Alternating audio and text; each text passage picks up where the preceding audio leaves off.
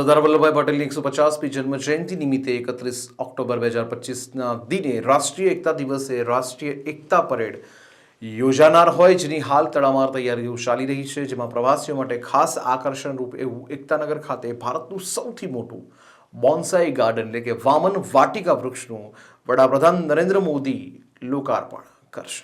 વડાપ્રધાન Narendra Modi statue of unity આવશે, ત્યારે તેઓ 30 તારીખે આવી જશે અને વડાપ્રધાન નરેન્દ્ર મોદીના હસ્તે સ્ટેચ્યુ ઓફ યુનિટી એટલે કે એકતાનગરના વિસ્તારમાં 16 જેટલા નવા પ્રોજેક્ટ્સ અને નવી સુવિધાઓનું લોકાર્પણ કરવામાં આવશે,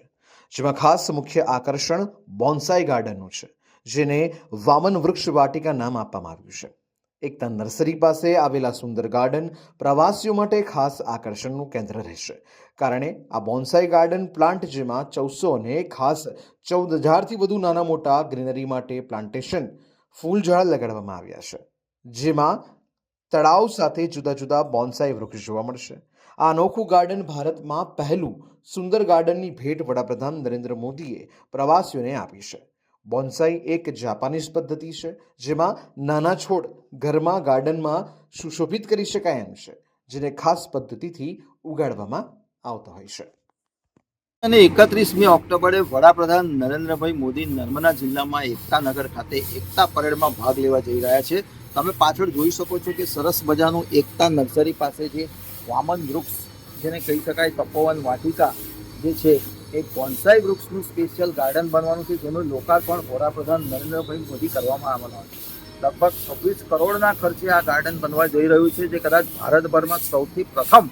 વિશિષ્ટ કહી શકાય એવું માત્ર બોન્સાઈ વૃક્ષોનું સ્પેશિયલ ગાર્ડન બનાવવામાં આવ્યું છે, જેમાં 1400થી વધુ બોન્સાઈના જુદા જુદા પ્રકારના વૃક્ષો લગાડવામાં આવ્યા છે અને 34,000થી વધુ પણ નાના મોટા પ્લાન્ટેશન લગાડવામાં આવ્યા છે। અત્યારે તમે જોઈ શકો છો કે અહીંયા સફાઈ કામગીરી ચાલુ રહી છે, પ્લાન્ટેશનની કામગીરી ચાલી રહી છે, તડામાર તૈયારી ચાલી રહી છે અને સાથે સાથે અહીંયા જે એક સરસ મજાનું તળાવ બનાવવામાં આવ્યું છે, એ તળાવ પણ પ્રવાસીઓ માટે આકર્ષણનું કેન્દ્ર બનવાનું છે અને તળાવની સાથે સાથે લગભગ 14,000 જેટલા નાના મોટા ફૂલઝાડ પ્લાન્ટેશન લગાડવામાં આવ્યા છે અને બોન્સાઈ વૃક્ષ જે લગાડવામાં આવ્યા છે એની ઓળખ માટે વિવિધ બોર્ડ પણ લગાડવામાં આવ્યા છે, જેની માહિતી પણ આપવામાં આવી છે। આમ આ